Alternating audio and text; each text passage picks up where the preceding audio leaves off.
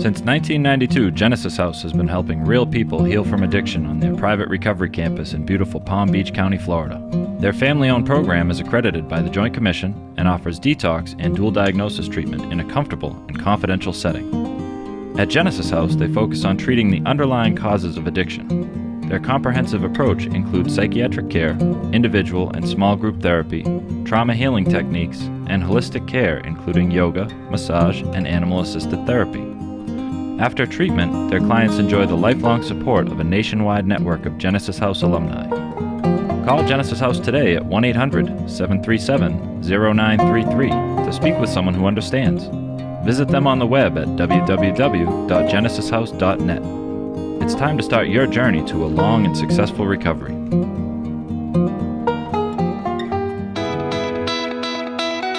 Friends in Recovery, the Addiction Recovery Podcast, is brought to you by the Friends in Recovery community, a thriving network of individuals who are fighting back against the stigma of addiction. Join our hosts as they speak up about the real issues of addiction, treatment, and recovery. Friends in Recovery, the Addiction Recovery Podcast, is available on Facebook, Podbean, iTunes, and YouTube 24 hours a day, 7 days a week. Now, here are your Friends in Recovery. Welcome, everybody, to the Friends in Recovery podcast. I'm your host, Jersey Ed, along with my co-host today, Tiff. And Sky is off doing some work stuff today, so we had to start the show. She might pop on in between work just to say hello, and we'll just go from there. But first and foremost, of course, I always want to thank Genesis House for their ongoing support with this podcast. Without them, we wouldn't be here today. And actually, guys, without recovery, I wouldn't be here today without AA. And we thank God for AA and thank God for all the recovery that's going on in my life and everybody's life that helps me to get where I'm at. So this week's show, Tiff, is step 5. It is already May, right? And we're going to get into it. 5. So stay tuned for some amazing recovery. Before I ask how you're doing, I just want to let everybody know about the literature today. I'm going to be using the 12 and 12, and Tiffany's going to be using the 12 and 12, the big book and the daily reflections. And if you guys want to go grab that stuff while we have a little banter back and forth, even with the Facebook group, Facebook Live peeps, welcome everybody over at Facebook Live. If you're listening, thank you so much for your support over there. We will read the comments. John L is here. Bambi D, Corey C is here. Welcome, everybody. If you're in the room, identify yourself. Just let us know who's here today. But Tiff, how you doing this week? I know you were a little sick, a lot of sick, and we missed you last week. And how you feeling? A lot of sick. Boy, that COVID just kicks your ass. It has kicked my ass. I know. So I don't know. I'm still recovering, but I was telling Chris, I was like, it's like, and I think I was telling you also, it was like, I feel like I have mono at the end of like 3/4 the way through the day. All of a sudden, like I normally can go from morning until night. Yeah. And all of a sudden, like late afternoon, I'm just like, if I even attempt to sit down or stop, I'm just out, out. Just go. I know it wipes the shit out of you. It really does. COVID is not fun. No. And I was telling you this morning, my muscles are sore because I like went back out in the field after I was no longer contagious the end of this week. And I think just from jumping in and out of the car, my muscles are just sore. Yeah. I know. And I don't know where they come from. But it really kind of rips you apart. But, you know, everybody missed you last week and everybody was asking about you. So there it is. That's why Tiff was not here. So that's why I wasn't here. I did get these. Remember those stickers that I told you to order? Oh, yeah. It was like it's quantum something, whatever. Yeah. And I have some that are for they came in the mail. And there were some for health and wellness. I got some for clarity and focus. But anyway, it's like this quantum energy. They're full of scripture. and you put them on your body. So I'll put on my Clarity and Focus one right now, so we can I need one of test those that for one out. today. We'll do a live product Live test. demonstration. Which they are not a whatchamacallit sponsor of our show just yet. Not yet. Not yet. Quantum but Leap. Chris swears by the pain one. Really? He swears by the pain one. He constantly has like elbow and shoulder pain. Yeah. And it took away the pain. And when my headache was so bad, like one of those first nights with COVID, the vid. That was the only thing that helped my sore neck. Wow. I swear to you, it sounds Hokey. weird. I don't know if you believe it or not, but it worked. It gave me some relief, which was incredible. Yeah. So we'll have more on that. If you want any information on that, what Tiff was just talking about, email us at help@friendsrecoverypodcast.com. You're laughing, but you know you're gonna go out and order it. I know I am. I know. I just haven't got around to the link. I know. Anti-anxiety is the other one. Immune boost, health and wellness, and mental clarity are the three that I have. So all right. We'll see how they go. We'll order them. So Tiff, you ask, why am I in the woods? Why are you in the woods, Ed?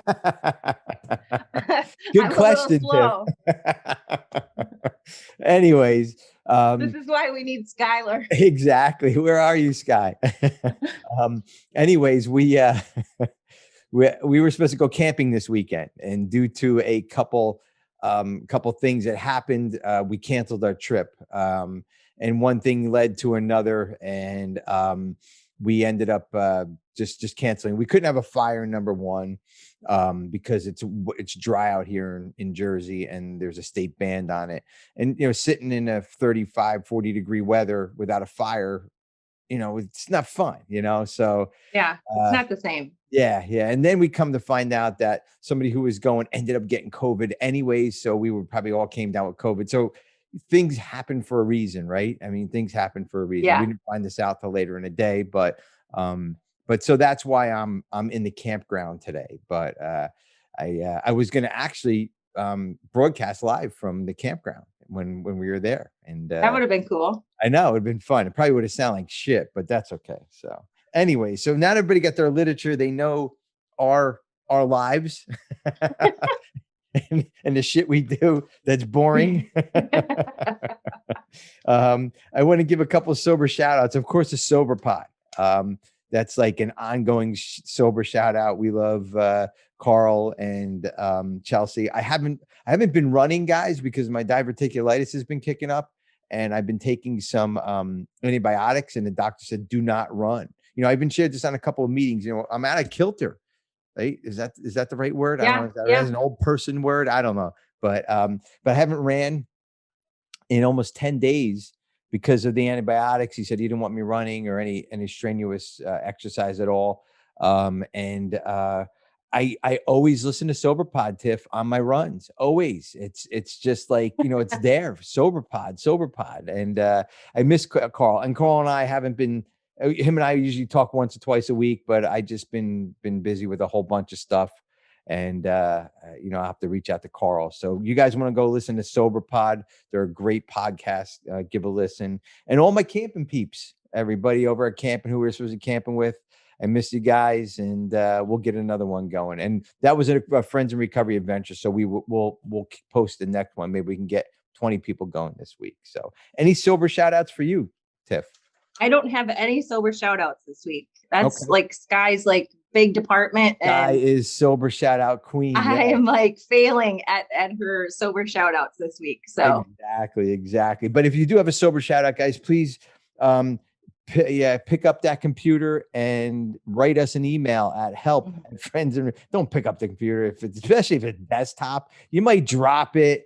And I don't want to be responsible for you fucking your computer up. Okay. So let's not even pick it up. Just go type on it at help@friendsandrecoverypodcast.com and give us your sober shout out. Your whatever you want to say. I don't care. We'll read it here on the air. We don't even care anymore. Just give us some send sort us of one. shout out. I don't care if you write question mark. I don't know. Send something, whatever it is. Tell us about your dog. You have a dog. You have a cat. What's your Yes. car? We were talking on Facebook Live before we came on about a Jeep. I have a Jeep. Tell us Yep, what Chris if you have just a got Jeep. his Jeep. Chris got his Jeep. Send us something. Let that email go to work, guys. Or comment My good below Lord. also, everybody. Comment below. And that's important. So Tiff, you want to talk about our meetings and all the updates on that quickly? Sure. Friends in Recovery Community. The Friends in Recovery Community has 2 meetings a day at both 12 o'clock and 7 o'clock Eastern Standard Time. So join us on those meetings. The 7 p.m. meetings can be found on the intergroup website, intergroup.org. And then, of course, we have all of our additional meetings that are listed at thegenesishouse.net under connections and or online groups, whatever Carl puts up in the news feed. That's where you can find our meetings. But we are up to almost 3 meetings a day. This Saturday meetings are going great. Friday meetings, all the meetings are going great. So join us on Friends at the Friends Recovery Community and check us out. Also on our Facebook groups. We're also on Snapchat. We are all over social media. So we have those private groups like the Alumni and Friends. That's just alumni only. But so it's not and friends, it's just alumni. But we have the Friends in Recovery Community Facebook group. Mm-hmm. And then we also have Telegram, which is that app that we have all downloaded so that we can chat back and forth and share our messages. So whether it's we're struggling or we need words of encouragement, or if we're sharing words of encouragement. So check out those pages and join us on all of our groups. Of course, like, subscribe, send us emails, and give us some sober shout outs. Right. So that's what I have for social media. Thanks, Tiff. And that 5-star review is important. And that friendsinrecoverycommunity.org website should be up soon. I know I keep saying it. If you listen back to probably the beginning of the year, I'm saying soon.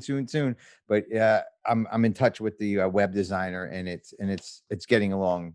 It's coming along really well. So we got a question of the week, Tiff. Every week we ask a question of the week, right? And I thought this was a cool one because I know exactly my answer, and I can't wait to say it, but I'm going to ask you guys first. All right. I'm going to ask you first, Tiff, and then anybody in the Facebook Live group, let us know. And also, get us on, hit us up on below, comment below what your answer to the question is. So question of the week is, in the past, well, Carl should do some music here or some boom, like question of the week, like bam, question of the week. So there you go, Carl. Put it in there. Question of the week. Bam. In the past, just in case you didn't put it there. In the past, people were buried with the items they would need in the afterlife. What would you want to be buried with you? What would you want to be buried with you so you could use in the afterlife? So basically, what do you want to take with you in the afterlife, in your casket or wherever you're going? And so you can use in the afterlife. So Facebook Live guys, put that in there, what you would want to be buried with. Comment below. And Tiff, I'm going to send you first on this one because there's nobody else here. There's no one else. So I have a limited amount of time. Just kidding. Make it quick. So I got something new this recently while I've been sick. He's like so good to me, especially when I'm not feeling well. He always tries to cheer me up with buying me something new. And there's something that I wanted for a long time, and I finally got it. Mm-hmm. Came home with an Nespresso machine. Oh yeah.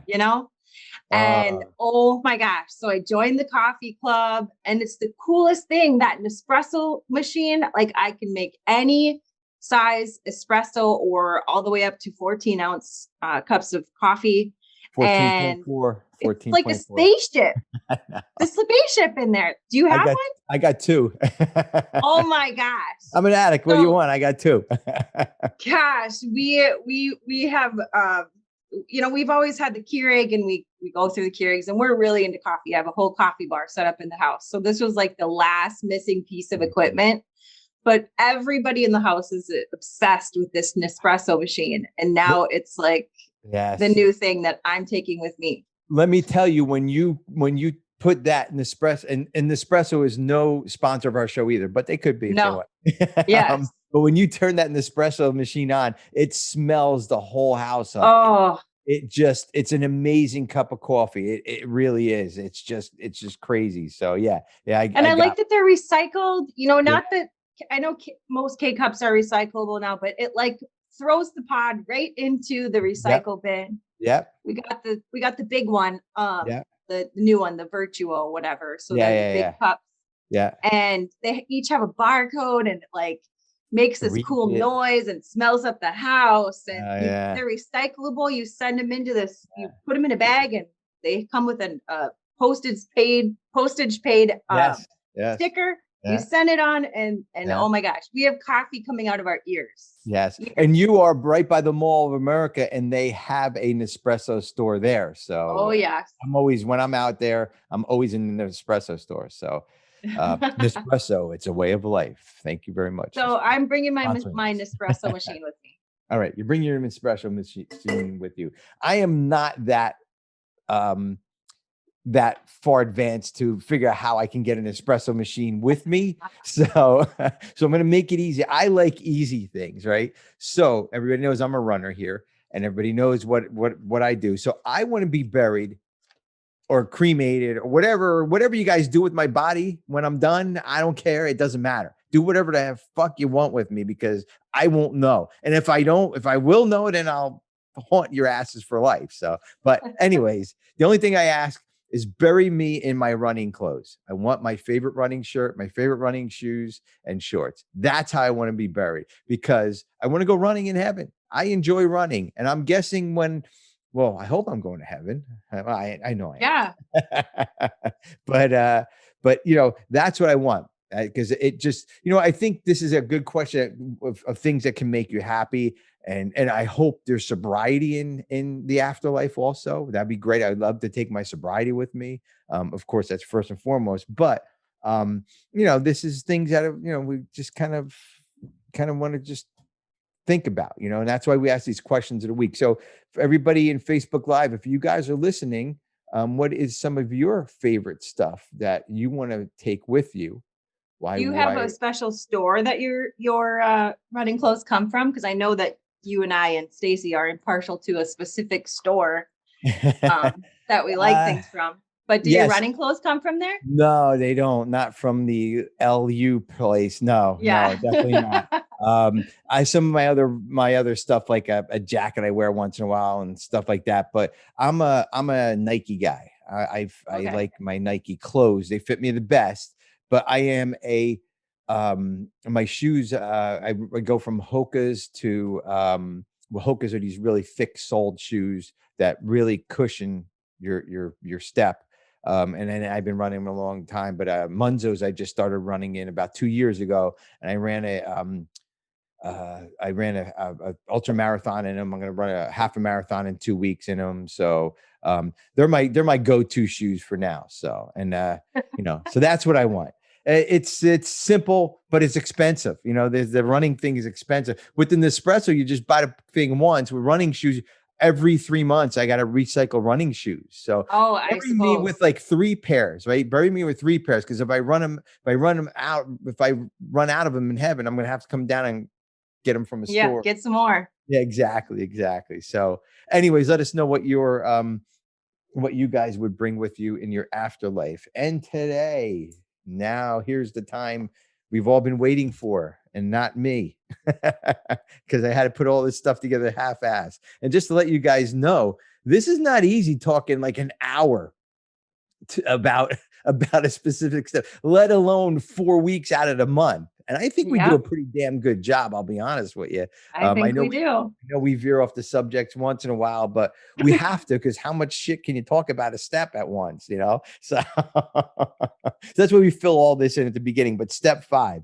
today is the beginning of May. Step 5, admitted to God, to ourselves, and to another human being the exact natures are wrong. And I want to read the first paragraph of this step, because this says it perfectly to me anyways.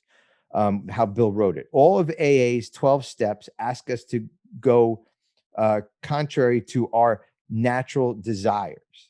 So that means the opposite of what we think, the not normal, the scary part of our desires. They all deflate our ego. When it comes to ego deflation, few steps are harder to take than step 5, because scarily, sacredly, any step is more necessary to long-term sobriety and peace of mind than this one. And that really hits home to me, because this step, to me, is getting the shit out step, right? Cleaning the shit out, cleaning house, and moving on and feeling better and breathing, right? And breathing, like it's meditating when you're breathing and you can finally breathing and you get that fucking bullshit out of the way. But I want you to read the daily reflections for on page 132 Tiff, Yeah. for to start this off, because this is a perfect reading for us to kick this off. So this is May 3rd's daily reflections. It's titled And happy birthday, Cleaning. Stacy. Oh, you got a naked boy behind you. Oh man. Okay, hold on. Let me Carl, stop you're the gonna have to video. cut that out, Carl. Ooh, that was not good. Carl might have to cut that out. But house cleaning is the May 3rd. All right. So cleaning house. Cleaning house. Good Lord. I'll be right there, Reg. That's all right. Carl can cut that out. Anyway, Yes. I told you this is why you just never know what's going to happen at my house. But anyway, cleaning house. Talk about cleaning house. Clean that house. All right. So cleaning house. Somehow being alone with God doesn't seem as embarrassing as facing up to another person until we actually sit down and talk aloud about what we have so long hidden. Our willingness to clean house is still largely theoretical. And then it goes on to say, and that's from the 12 and 12, page 60. It goes on to say, it wasn't unusual for me to talk to God, but myself about my character defects, but to sit down face to face and openly discuss these intimacies with another person was much more difficult. I recognized in the experience, however, a similar relief to the one I had experienced when I first admitted I was an alcoholic. I began to appreciate the spiritual significance of the program and that this step was just an introduction to what was yet to come in the remaining 7 steps. And I looked further on in the 12 and 12 on page 60 and read a little bit further on what that reading was. And it makes sense.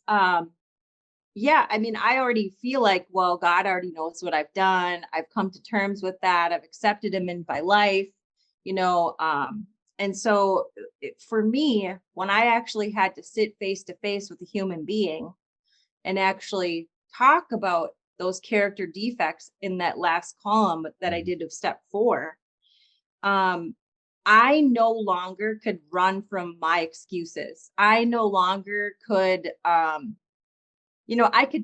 was very good at masking and justifying all these behaviors. But when I had someone's opinion from the outside of what my behaviors actually looked like, it was completely different. So I couldn't hide anymore. So not only, there's 2 things. Not only could they tell me I wasn't so bad, there are other people just like me. I'm not alone. That everyone makes mistakes. But also they were able to help me identify those key behaviors that I was hanging on to so that I could move on towards my goal to being a better human, to being a better person, to growing and learning from my past mistakes. And have the ability to practice humility. That it taught me humility was a big lesson in this step. Big lesson. Well, they talk a lot about humility in the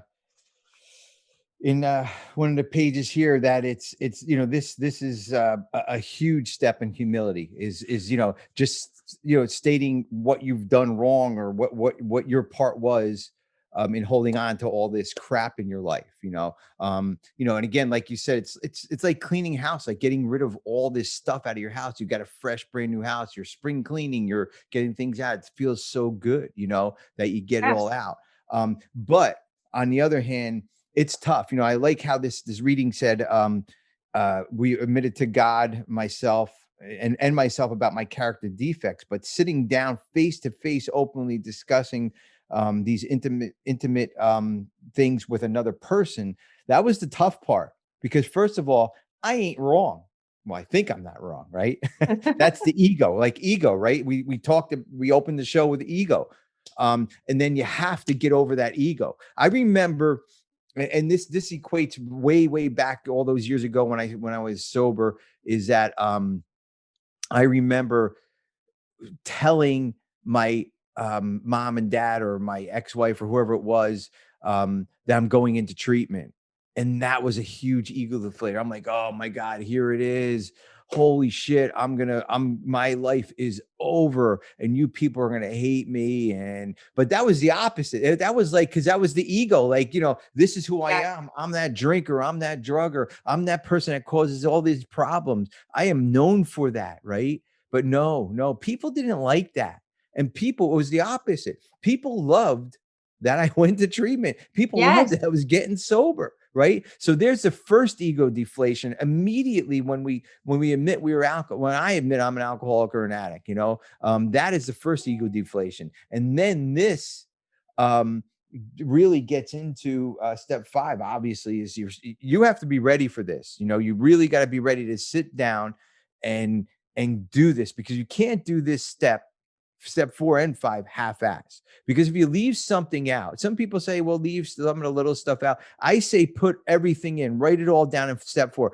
Go over step 4 with your sponsor, and then let him or her decide what, you stepped on an ant, you shouldn't be upset about that. It's just, it is what it is. But, or, hey, Eddie, remember blah, blah, blah. Why isn't that in there? My sponsor knows me inside and out. My sponsor knows me up and down. A lot of people, even in this book, it says we can talk to a clergyman, we can talk to a mentor, whoever we're comfortable with, a therapist. Some people say do it with a therapist, a person who doesn't know you. But and this is me, I like doing my step 4 and 5 with my sponsor, because if I'm going to hide something from my sponsor, then I can, and this is just me, guys, then I can go around picking and choosing. I'm going to tell you one thing, I'm going to tell you another thing, I'm going to tell you another thing.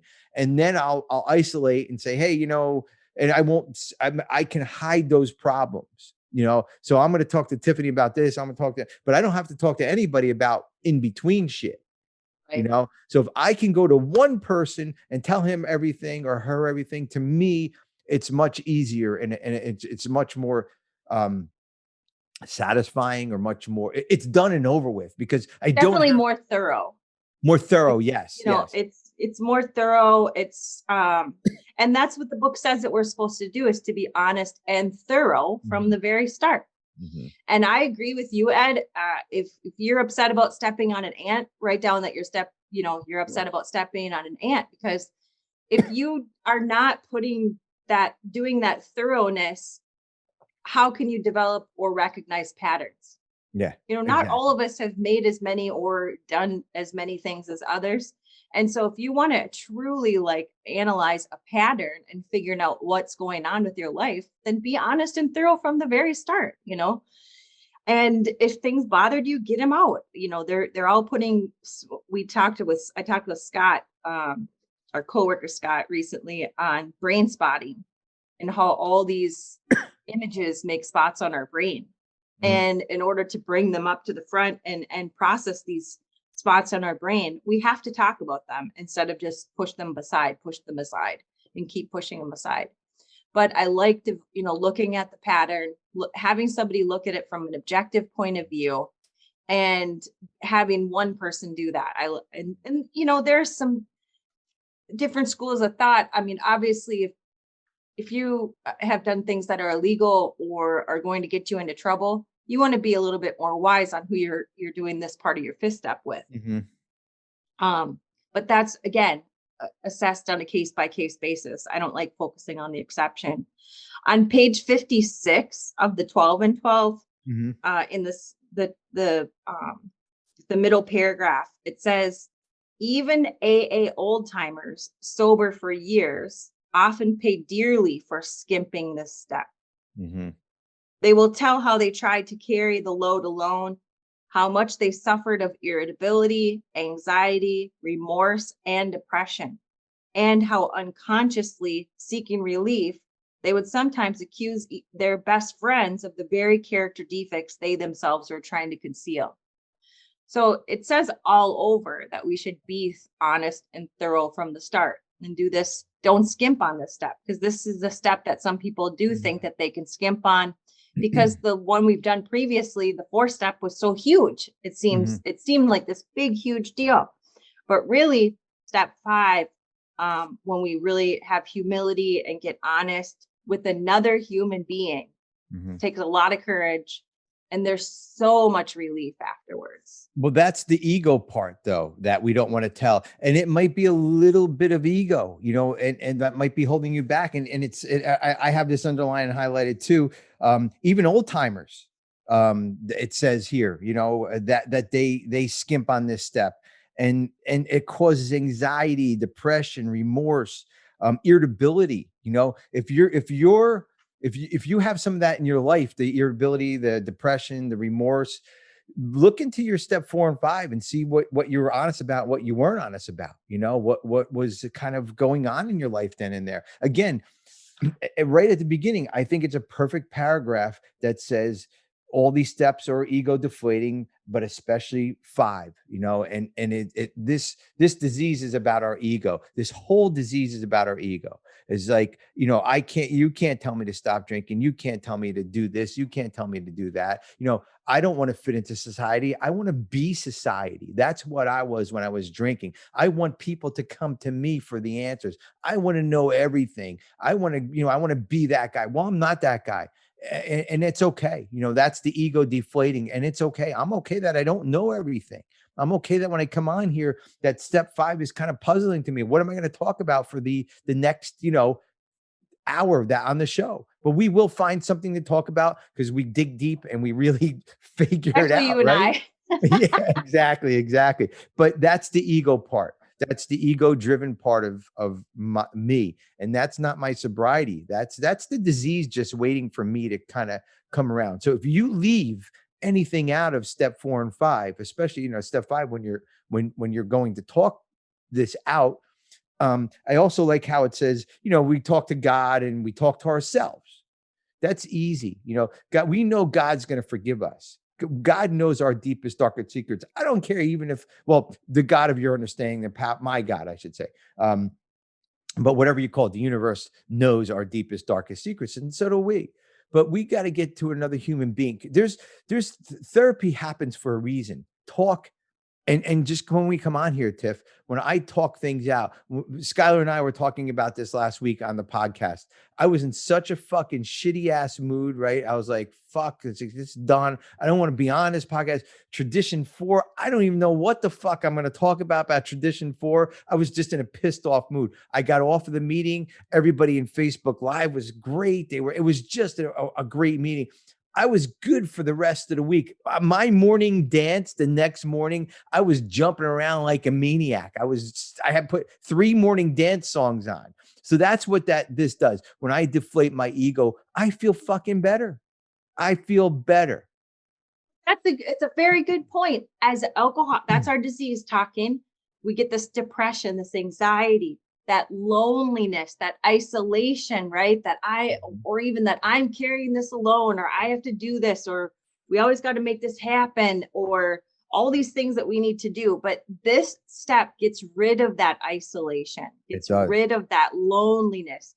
It lifted such a weight off of my shoulders. And then again, to share some of those things out loud that I never thought that I would share out loud, that I thought I could carry to the grave, like you said, and that we're not only adding to those things, but again, it's just, like you related to in the beginning, or like the reading says, It was just like admitting I was an alcoholic or an addict, or that I was going to treatment. I thought it was going to be the end of the world. No one was going to like me. Everything gets better every single time. And how come even when I reached step 5, the proof was still not in the pudding? I keep having to be resold as an addict and alcoholic, right? That I just I have to keep trudging forward. I have to keep trudging forward. Mhm. Last week when I was sick, I couldn't figure out what was wrong with me. You know, why couldn't I just be sick and then bounce back, right? Well, I was like, am I depressed? Why can't I get out of this? You know, I just, you know how you get all down on yourself. Yeah. I like literally, I was going to have to quit my job. I wasn't going to be able to go on vacation to see my friends Ed and Stacy. I was going to have to like never see anybody again, never do the podcast again. I just was such a failure, you know, because I was sick. I was sick. Like, people get sick. And Yes. Chris came in and he's like, you know, what you really need. And I hadn't been on a meeting. He's like, you need a meeting, and you need to help another alcoholic. You need to do what you do best. And I was like, then I really want to just kick him in the head, because he's right. He's totally right. But Well, again, that's the share cure. with somebody, share Yeah. how I feel, so I Yeah. feel better. That's it. That's what step I'm 5 is not alone. about. I felt instantly better. Yeah. And the thing is, why would you want to hold on to something that makes you feel like crap? I don't care if it's stepping on an ant or hurting, you know, an ex-wife, ex-husband, whatever it is. I mean, there's a lot of things out there in life, but you got to get out. Here's the other thing about step 5 is that usually the person you're talking to either did it, heard it, or it was in their mind of doing it. So it's not a big deal. You know, once we reveal these secrets or these dark thoughts, it's usually not as bad as we think it is. It's like standing on it's just a perfect example. I don't like roller coasters. I don't go on them. Only when my kids force me on them, I'll go on them. But it's like standing on that line on the roller coaster, right? The zigzag up and down, the hour way up and down, up the steps, around the thing, over the bridge, down and around. And then there's the round thing that goes around, and then you go on the roller coaster. It's like, holy fuck, man. Like, this is a long time, but anticipation and waiting for that. Now you're on the roller coaster and it's over like that. It's fun, it's scary, whatever it is, but it's over like that. But that hour of waiting, right? That hour of waiting in that zigzag line and up and down, all that is the crazy part. It wasn't the ride, it was my fucking head. The ride was great, exhilarating, I had a fun time. My kids went on it. It was my fucking head. Stay out of my head. Help another alcoholic, like you said, and just, you know, go move through it. And that is true. Anytime that I'm feeling down or sick or hurting somewhere, my sponsor will say, Eddie, what did you do for another fucking addict or alcoholic today? That's why you're feeling like that. Probably nothing, because you're in yourself. You're worried about you. It's all ego driven bullshit, worrying about me. And instantly you can come out of that. Oh yeah. Just by sharing. Yeah. Just by sharing. And I don't, my sponsor always tells me the same message over and over. The first thing you do is pray about it. Mm-hmm. The second thing to do is you call your sponsor and share, right? Then you get on a meeting, just going to a meeting, right? Yeah. And then if you have the ability to, or need to, you share on that meeting. Help the other alcoholic or addict by sharing. And always, every single time, I feel better every time. Just talking to Chris about it, just saying, I'm such a failure, blah, blah, blah, right? Like, woe is me. The victim role. It's always feels good to play the victim, but when because that's the ego. The victim role is the ego, right? And then when we snap out of it, we're like, holy shit, man, like that was pretty shitty what I did. You know, that was I was really in it too. Last week, I was really in it. I was the worst person on the planet. I was a bad mom. I was just like, oh my God. Because you're sick, right? I know. I went through, I think it was the week last week, because I went through the same thing. I didn't go to meetings. I didn't, I didn't call my sponsor. You know, it was just a tough week, and I wasn't feeling good. These antibiotics, man, they destroy your stomach. Destroy it. I know. And I'm like, I don't want to do anything. Then my running was off, and you know, so I had a lot of things off whack, and it affects you. You know, and it's not easy to to pull yourself out of it, because the ego, again, my ego is standing in my way. Well, I can get through this. I'm okay. I don't need a meeting. And, I went on the meeting the last 2 nights in a row, and it was, I just felt better. But I do want to talk about page 57 in the 12 and 12. You kind of hit on it a little bit before we went on this tangent, but the first full paragraph, it says, what are we likely to receive from step 5? For one thing, we shall get rid of the terrible sense of isolation, right? We were talking about that. We've always had. Almost without exception, alcoholics are tortured by loneliness, right? By loneliness. And I think, I don't know if it was before the show or after the show, but I can have 50,000 people in a room and I can feel lonely. And add a drug or a drink on top of that, shit, man, I'll go find the corner. I'll go find I'll find whatever I can find just to stay away from you all, because that's where my drinking eventually ended up taking me, is drinking alone in the garage, drinking alone. If I couldn't drink, I was drinking Tylenol, or not Tylenol, NyQuil with the alcohol in it. I was, taking a couple of shots of those to go to sleep or whatever it was. It was a very, very lonely ending to my disease, and rightfully so, because I didn't belong in society the way I was. I couldn't function in society that way. The alcohol that drove me to function in society, to be that happy-go-lucky person, ends up taking me down, not being that happy-go-lucky person. I was a cheat. I was a failure. I was all that shit that I shouldn't have been, and that I am not today at all. No, not at all. It's funny that you say today, not at all, also, because, we've always just known each other as sober. Mm-hmm. Yeah. And I do a lot of fifth steps. I volunteer for fifth steps at a place called The Retreat. Yeah. And so I do it with these people because I am that very lonely person, that lonely alcoholic and drug addict. I always have been. And like you said, you could be in a room with 50,000 people and I'm still alone. And at the end, it brought me, I should have been alone. I had no place in society either. But people who see us today can't believe that this is how we used to be. I know.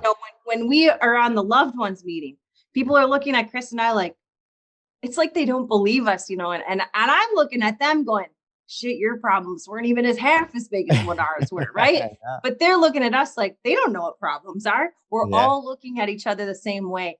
We're judging ourselves much worse than what we're being judged. And so when we talk about it and share about it and relate with each other, that isolation and loneliness goes away.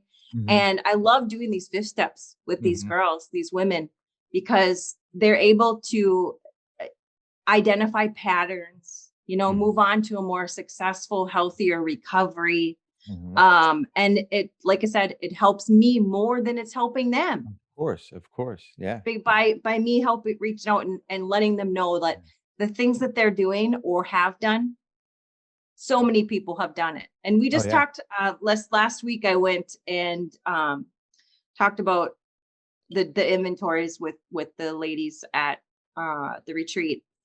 And we talked about that, you're talking about these things, these deep, dark secrets. And if you just get them out, if you just share, we're turning all of those past, what we thought were negatives, into our assets today. Yeah. To not only help ourselves, but everybody else. Yeah. Well, the negatives, we think it's all negative, and it was negative because that was our past life. That's what we did in the past. Or, again, if you're doing the step work over again, it's progress, not perfection. We're human beings. We're gonna piss people off. People are gonna piss us off too. No doubt about it. There's no doubt about it. But that's not who we are. We don't react that way anymore because we keep getting better and better and better, right? Because I'm not going to make that mistake anymore. I'm telling you, like the people like flipping people off in a car, screaming at people when they cut you off. I don't do it anymore because it's done and over with. I processed it, and It doesn't serve me any good purpose anymore to do that. What, like, I'm going to scream at somebody, and I'm on the road a lot. You know, our jobs take us on the road a lot, and we get cut off daily. I mean, at least once daily, right? At least. But I don't do that anymore because I processed it, because it served me no good purpose, because I got angry. And here's the thing, guys, right? The thing with even just something as simple as being cut off. You flip the guy off, you get pissed off, you're all hot-headed. The wife calls. What do you want? Like, what do you want? Yeah, I'm busy right now. So now that guy who cut you off, which doesn't mean anything, is being brought into your personal life. Now you're screaming at your wife when you didn't mean it, your husband or your significant other. Now she's pissed off, or he's pissed off at you, and they're yelling back at you. Now you have resentment against it. Now you got to do another fourth step, and it's on and on and on and on, right? I mean, seriously, about an insignificant matter in life, a 3-second thing that happened, you're pissing off a lot of people. And I'm telling you, it happens. It happens. And that person doesn't even know they did it. No, not at They all. just move on with their day. They do. And that's how these 2 steps work to move through that stuff. And like you said, we process it, we learn from it. We can identify what we did wrong in the past and not bring it up again, because recovery is about moving on through life, moving through these steps and moving, growing, right? That's what recovery is about. And when we work these steps, that's how we get through to the next bigger and better thing. And the next bigger and better thing is going to come with troubles. It's going to come with bullshit. It's going to come with whatever it is. Right? So think back when we were kids, when we were in our teens, what was the worst thing that we had to worry about? Like, where we're going to find our drugs, what chick was the hottest, and who am I going to get to do my fucking homework? Right? That is not my worries today at all. No. So, but that's kind of how life is. I have bigger and better worries. And I mean that in a positive way, because of my sobriety, because of where this program has taken me, because of people like you, Tiff, and everybody out here listening out there that helped me to get where I'm at today, because I deserve what I have today, right? I deserve what I have today because I worked hard for it. And just, can you say that to yourself? Would you say that to yourself? Do you deserve what you have today? Right? Yes. I mean, we've had to work so hard to get to where we are. I mean, we really have. Yeah. Learn a lot in a short period of time. Yes. Because that's how quickly this happens. Yeah. Because you think where you're at 28 years in, and I'm at 3 years, it's like, it's incredible to me, the amount of progress that has been made over the last 3 years. Oh yeah. And that's why I say, people look at us, these people look at me in these 5th step meetings and these large groups that I'm speaking to, and they're like, they think I have like years and years and years, a decade of sobriety, right? I don't. That gives them hope. Yeah. Hope for such a bright future. And I have so much hope just by watching everybody before me. Yeah. And again, it's putting all this crap aside. It says in the book, another great dividend that we expect from confiding our defects to another human being is humility. It amounts to a clear recognition of what and who we really are, followed by a sincere attempt to become what we could be. And I think that's the point, is that we're moving towards what we could be. And we just keep moving. And that bar keeps moving and moving and moving. I see where you're at today, or where Sky's at today. And I think, okay, well, I'm just going to keep moving and moving and moving. And it just keeps getting better and better and better. Yeah. And the other thing with the 4th and 5th step, we can't see that growth unless we do this also. Like, it's hard enough for me to see growth, let alone not doing a 4th and 5th step or working the steps, right? And being like, like you said, we just keep moving and moving. And that's how life goes. I beat myself up. I take a baseball bat out almost daily and I put it away. I beat it's getting less and less, but I am that guy. I am that guy that doesn't see the good in my life. So I have to do positive affirmations. I have to let myself know I am good enough, anxiety ridden and all that stuff. It's not that bad, but it's still, I have a lot of anxiety about, like, where should I be? Like, where should I be in life? I should be right where I'm at. I should be right where I belong. And I am happy when I can sit and focus on the moment where I'm at and who I am happy. But the minute I start future tripping or thinking, oh, we had this in the past or whatever it is, that's when I'm not where I should be. And that's when I start thinking like all this crazy stuff that I'm not, I shouldn't be where I'm at, or I should be further than where I'm at. And you're right. If we don't clear the shit to see that we're not a bad person, I always say I'm not a bad person trying to get good. I'm a sick person trying to get well. That's Yes. what this disease is about. And once I can see that and I throw that out the door, I'll walk around and I'll do something to, oh, that was stupid, or oh, I'm no good at anything.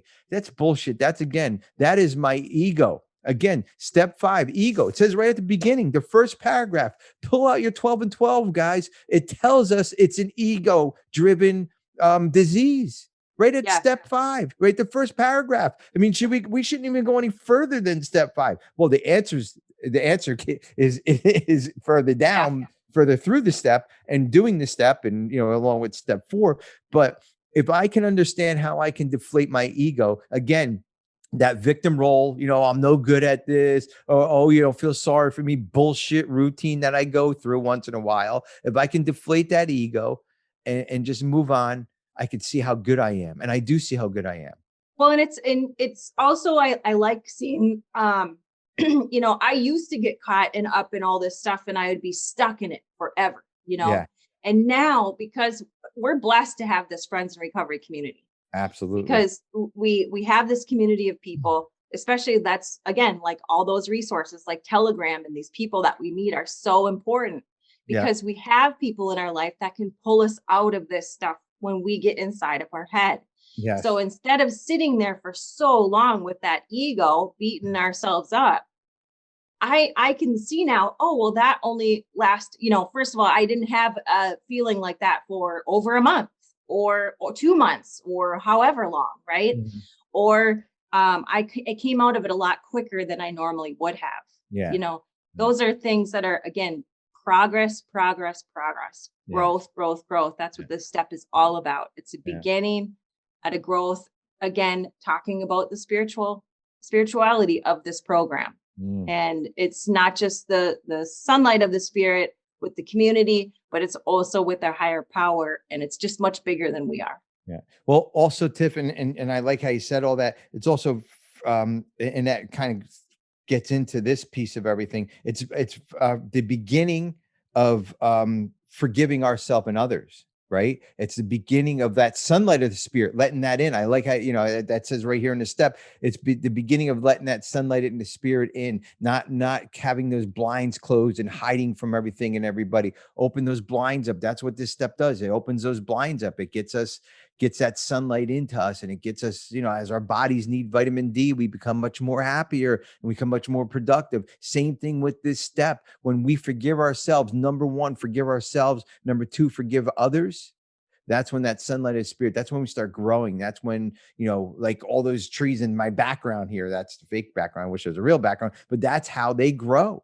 These trees don't grow because, they just grow. It has to be sun. It has to be rain. It has to be, the ground, the whole 9 yards. There's a specific way that these trees, the trees in nature grow. And there's a specific way as we as addicts and alcoholics, how we grow. And it's through these steps, through each one of these steps. And you have to do these steps. And again, it says in the book, a lot of people skip this step or skimp on it or go very light on it.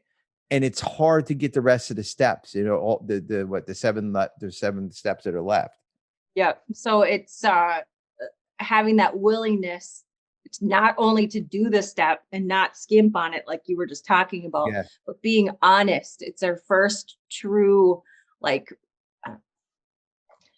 guess the 4th step is being honest as well, but really getting honest with another human being, which we've evaded for so long, that honesty. Of being honest. Our natural instinct is to lie and to protect yourself or whatever. Yeah, hands down. It's makes lie about everything, and I mentioned on the meeting this morning, there was a question of how do you know if you're an alcoholic? Well, I know I'm an alcoholic by my lies, right?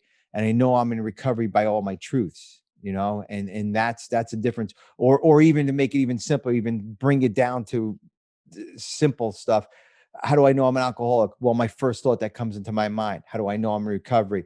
The thoughts thereafter. Call my sponsor, work the steps, do another fourth and fifth step, all that stuff. That's the training of the program. That's how I move on. Like you said, you keep moving on with everything. So, and the other thing too, is that when we don't talk to another human being, and we just want to talk to God, because there's a question in the book. It says, why bring someone else into this, and not just God? That's page 61. I think it's page 61. Is it in the big book, or is it in the, I think it's in the 12 and 12. It says, why bring someone else into this? Why can't we just talk to God? Well, because when we're just talking to God, we think we can bullshit our higher power. We think we could, I should say I think I can pull one over. And I won't know that until probably I meet my higher power, or the result of what my outcome would be, like of hiding everything, or the way my life is going. If my life's a shit show on the inside, guys, guess what? It's going to be a shit show on the outside too. And by hiding these steps, or hiding behind things that maybe we kind of don't want to talk about, we're not growing. So that shit show is still going on the inside, and there's going to be somewhat of a shit show happening on the outside. I firmly believe that, for me anyways. It says the benefit of talking to another person is that we can get his direct comment and counsel on our situation. And there can be no doubt in our minds what that advice is. Going alone in spiritual matters is dangerous. How many times have we heard well-intentioned people claim the guidance of God, when it was all too plain that they were solely mistaken? Lacking both practice and humility, they had deluded themselves and were able to justify the most errant nonsense on the ground, that this was what God had told them. So it's about, again, getting the advice from others. It's a definite answer. There's no hiding, and we're not going it alone and justifying the same behaviors that we did before. Well, you know what, and I like that part, Tiff. It's like, would you climb Mount Everest without a Sherpa, right? Like, would you do something crazy like that? Yeah, I'm gonna go climb Mount Everest today. I got my my jacket that I got from Kmart. Kmart. I don't know if they're around anymore. And I got my sneakers that I wear running every day. We would not do that, guys, right? I mean, we would not do that. So that's what this step is saying, is that, go do this step with somebody who's done it before, that went and did this already, that knows this experience. And that's a sponsor. It could be somebody, again, it could be a therapist, a clergyman. I think you did your fifth step with. Tell me a little bit. Well, before you tell me a little bit about that, let me ask you: did you do it with a clergyman because of the trust issues, or did you do it because that's where you felt comfortable with? I did not feel comfortable. Okay. I did not feel comfortable. Okay. So the first time I did it was with the sponsor, and I didn't tell them everything. I thought there were some things that I could take to the grave, and mainly the things that I needed to talk about most, but that I had sinned, that I had done, and I thought I could take those to the grave. So then it was advised to me to do it with a priest. And so I did, and it was to overcome a lot of things. Number one, I don't trust men. I don't trust people in general, but I don't trust men. And I didn't trust God. So there was another element there. And so I really, they were weighing heavy on me, and I wanted to get it off my chest. And so when I finally did that, it was so healing and so therapeutic. So, I mean, it was the best spiritual experience I've ever had in my life, ever. And there's I'm sorry, again. It just brought me closer to my religion. It wanted me to develop my religion, where I was very closed-minded before. I was like Carl before. I was like, nope, nothing, right? Don't feel anything there. And I wanted it, wanted to feel that fullness that everybody else had. So I desired it, but it just opened me up to a whole new world of things that I Yeah. just never would have had before if I wouldn't have done that. Yeah. Well, you got to be comfortable in who you're talking to. That's number one. Mm-hmm. And every situation is different. I'm not saying, my sponsor, I divulge everything to my sponsor. I tell him, inside and out, everything. And this is me though, like you had to go to somebody that a clergyman. There was a reason behind it, spiritual, whatever it was, like you explained, you just had to get it off your chest, and that was the right time and right place to do it. A friend of ours on here too, he did it through a clergyman too. And I think, I've heard a couple people do it also with a therapist too. So again, there's no right or wrong or right way to do this. It's just, we got to make sure that everything that we're writing down in step 4, that's why I go over everything with my sponsor in step 4. So I'm not hiding anything. So he knows when we do step 5, and I'm going to talk to him about it, what we're going to, what my cause was or whatever it was, that it's in there. And what happened to so-and-so? I thought, blah, blah, blah. That's to me anyways. I can't hide anything, because I'm good at hiding shit. So what that experience did for me, it did allow me to trust a sponsor going forward. So because I went to someone that was like completely on the outside, that I knew was a trusted advisor that had to carry my burden, right? Or my secrets with me. Mm-hmm. They encouraged me then to develop a relationship like you have now with your sponsor, with the sponsor that I have. Mm-hmm. And I wouldn't have had that. I would have not have been able to gain that trust with the sponsor I have today if I wouldn't have done it with the way I did it. Yeah. And that's true. It's the way we have to feel comfortable. And some people even go to a therapist. Here's another reason why going to a therapist is kind of even more sacred or more safe, especially to people who have trauma issues, trust issues, that maybe it's their first time. If you go and do this with a therapist, they're bound by law, by HIPAA regulations, that they cannot share anything with anybody. And are some of those laws broken? I'm sure, but 99% of the time, if you got a good therapist, that's not going to happen. But that's where it can feel really, really, really, really safe. And I wouldn't spill my guts to my sponsor 10 minutes into this program or 90 days into this program. That's why I had my sponsor for the 25 years.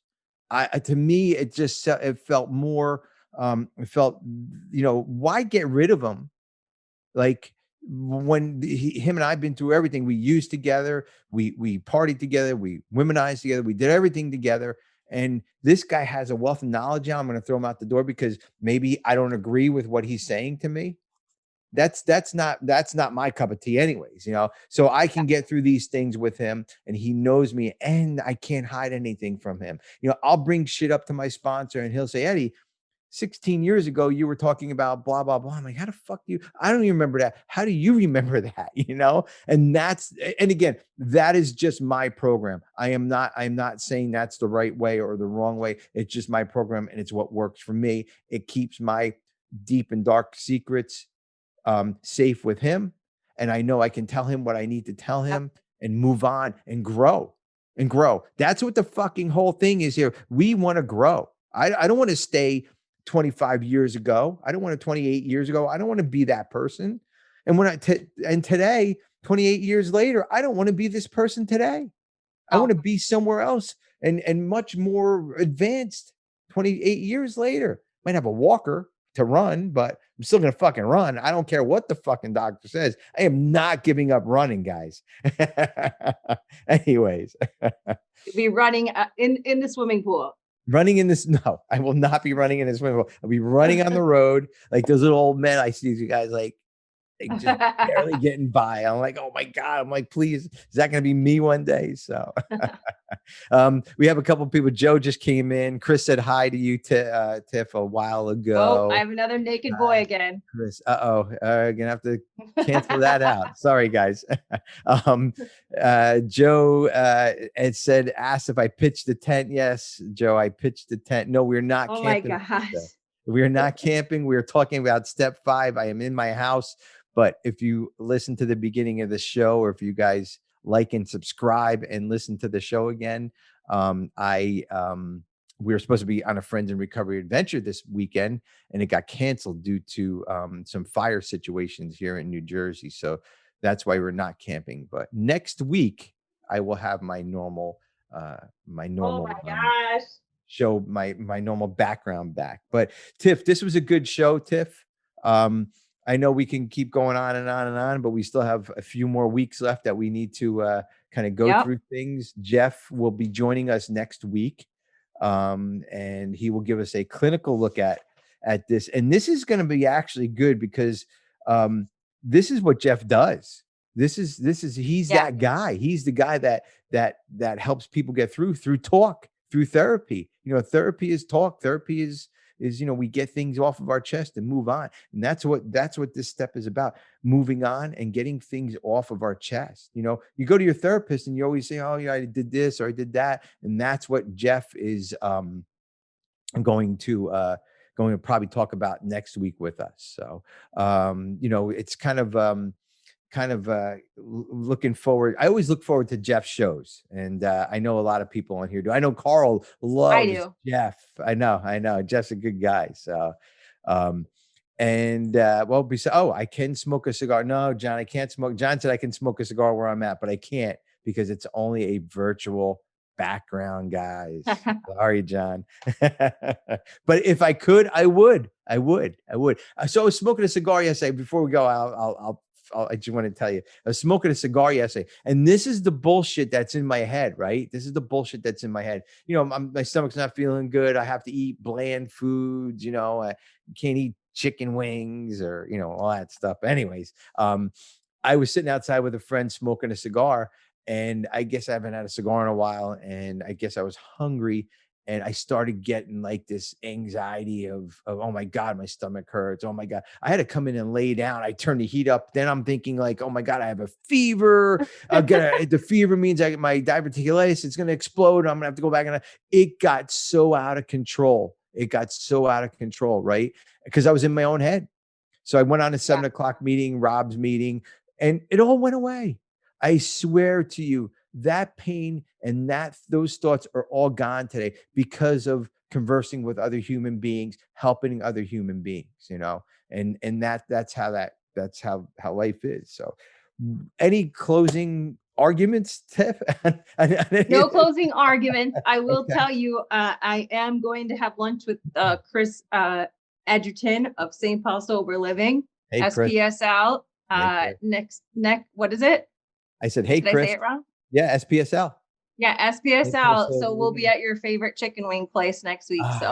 Oh, you will? I think I'm flying out there next week. I'll be with you. But again, I'd like to thank everybody. You, Tiff, thank you for a great show. I hope you guys got a lot out of it. I know I do every week. I'd like to thank everybody in Facebook Live for all the comments that they had or just listening to us. We really appreciate you guys supporting us. And don't forget to subscribe, like, and share this show because it will get us kind of up there in the rankings and get us known. So that is all I have for now, Tiff. And thank you so much, Skylar. She's working hard out there. She will be on next week. We'll have everybody back in the studio next week and we'll have a great show. So we always have a great show. Stay sober, everybody. This concludes this episode of Friends in Recovery, the Addiction Recovery Podcast. Follow us on Facebook for past shows and updates, and enjoy free access to twice daily support meetings. Friends in Recovery, the Addiction Recovery Podcast, is available on Facebook, Podbean, iTunes, and YouTube 24 hours a day, 7 days a week.